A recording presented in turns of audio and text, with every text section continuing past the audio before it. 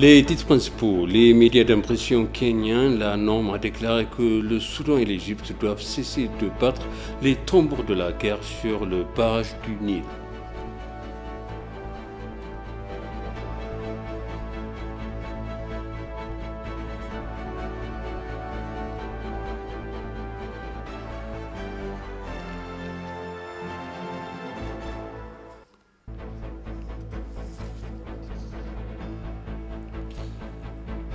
Bienvenue chers téléspectateurs sur ABC, c'est moi Zalala Morkana avec le journal.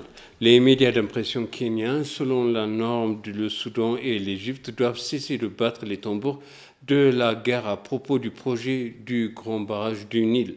Le journal a déclaré que ni l'Égypte ni le Soudan ne peuvent revendiquer la position absolue de l'eau du Nil. Voici le reportage de BTS Oussiared. Bien que l'Égypte et ses dirigeants n'aient jamais voulu que l'Éthiopie entreprenne un projet de développement sur la rivière Abaï depuis plus d'un demi-siècle, le pays a déjà commencé à construire un méga barrage sur la rivière en 2011. Le Soudan, jusqu'à la dernière, était très favorable à l'Éthiopie concernant le projet. Le Soudan avait même montré un énorme appétit pour obtenir plus d'énergie électrique, le projet étant rapidement opérationnel. Les responsables soudanais ont même mentionné que le projet électrique sur la rivière Tekeze leur offrait plusieurs avantages, notamment la réduction des inondations qui constituait une grande menace pour les barrages au Soudan. L'un des nombreux médias est le journal populaire kenyan, le Standard. Dans son éditorial, le Standard a souligné que le Soudan et l'Égypte doivent cesser de battre les tambours de la guerre à propos du projet de barrage du Nil.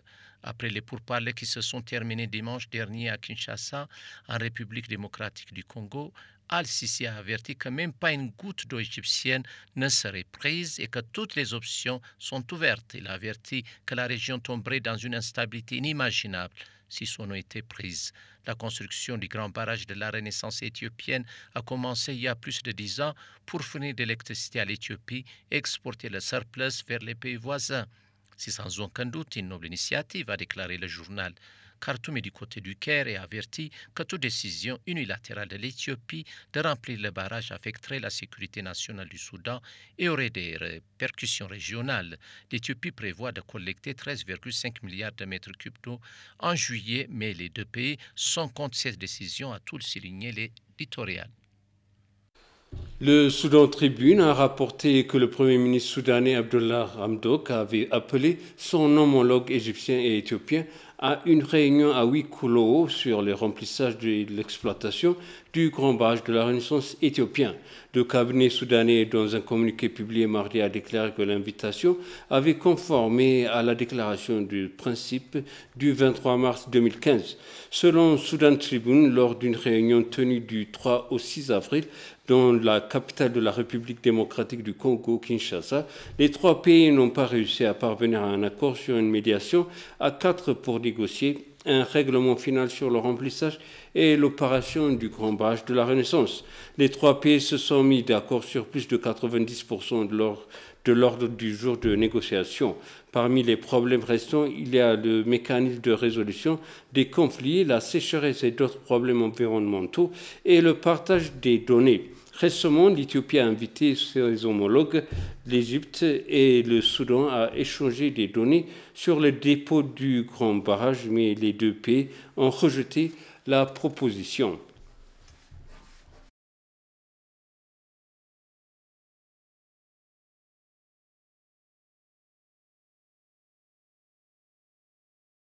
Des universitaires soudanais, d'anciens responsables et des journalistes réitèrent les avantages du grand barrage de la Renaissance hydroélectrique éthiopienne sur diverses plateformes en contraste frappant avec le revirement dramatique du gouvernement soudanais sur la position constructive précédemment occupée par le pays, a ainsi fait remarquer l'ambassadeur Yubaltal Amero.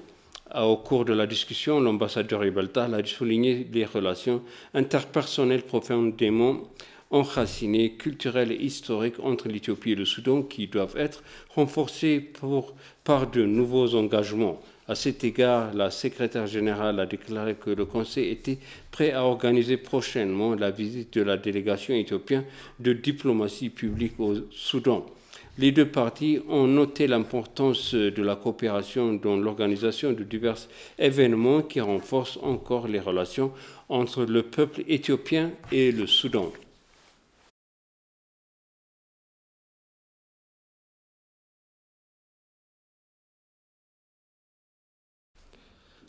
Le vice-premier ministre et ministre des Affaires étrangères Damaka Mekonnen rencontre le sous-secrétaire général de l'OMS, Dr Matshidiso Rebecca Moeti, sous-secrétaire générale et directrice nationale de l'OMS pour l'Afrique. Au cours de leur discussion, le vice-premier ministre a souligné l'aide durable de l'organisation depuis que l'Éthiopie a élaboré sa première politique de santé publique vers la fin de la période impériale à la fin des années 1950. Dans leur discussion sur la pandémie de Covid-19, Demeka a souligné que la solidarité mondiale est plus que jamais indispensable pour répondre efficacement à cette crise sans précédent.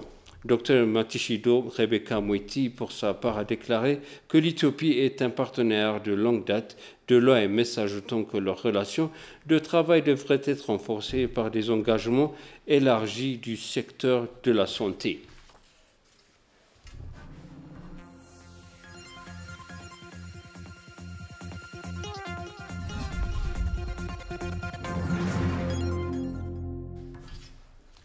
Les institutions médiatiques doivent jouer un rôle essentiel dans le déroulement pacifique des élections à venir, ainsi que dans sa crédibilité. S'adressant à ETV Moulato Alamayo, professeur de journalisme à l'université d'Addis Abeba, a exhorté les institutions médiatiques à diffuser des informations opportunes, appropriées et équilibrées au grand public. Les médias doivent également informer le public de manière agressive sur chaque processus électoral afin que la clarté prévale. Les journalistes et les institutions médiatiques doivent également publier des articles d'investigation destinés à informer le public des irrégularités avant et après les élections générales, a souligné l'instructeur.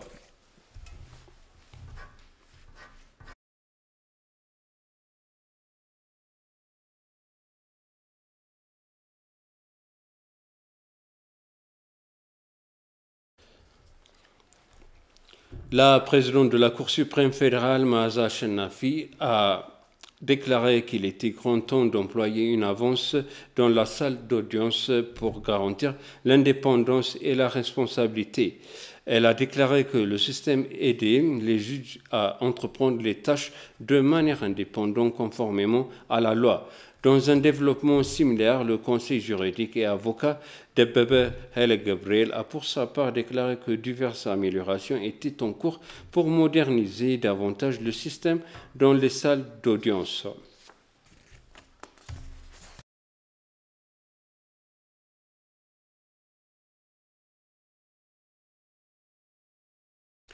Et pour conclure le journal, le gouvernement du Soudan du Sud dit qu'il travaille à accélérer les réformes dans le secteur de la sécurité du pays. Cela survient à un moment où la mission des Nations Unies au Soudan du Sud a annoncé son intention de réduire le nombre de soldats l'an prochain. L'ONU a maintenant remis le compte de personnes déplacées au gouvernement du Soudan du Sud. Il y a actuellement 17 000 soldats américains et 2 000 policiers au Soudan du Sud. Un accord de paix signé en 2018 a décrit comment les réformes du secteur de la sécurité devraient être entreprises au Soudan du Sud. Les anciennes forces armées rivales devraient être unifiées, recyclées et redéployées.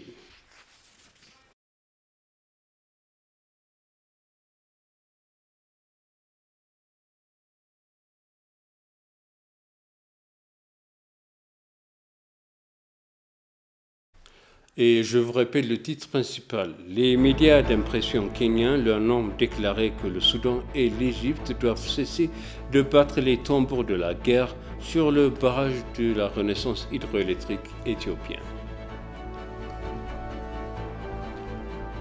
Chers téléspectateurs, ainsi s'achève le journal. Merci de nous avoir suivis. Excellente suite de programme.